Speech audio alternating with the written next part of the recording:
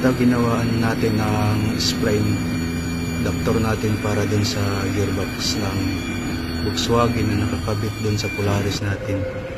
Dati may ginawa na din akong isa niyan.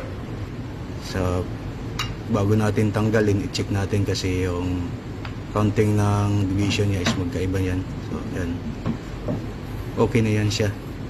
So i-assemble ko yan, tapos ilalagay natin dun sa engine. So, yan, pinagdugtong ko na para sa adapter niya kasi pinag-combine lang yan. Volkswagen na yan, yung gearbox na yan. So yan yung naging resulta. Tapos yung shafting natin is sa Polaris, yung differential is Polaris din yan. So magkaiba yan. Yung mga ano dyan is joint connector natin yan, yung universal. Yun lang yung magdadala kahit naka-angle yan.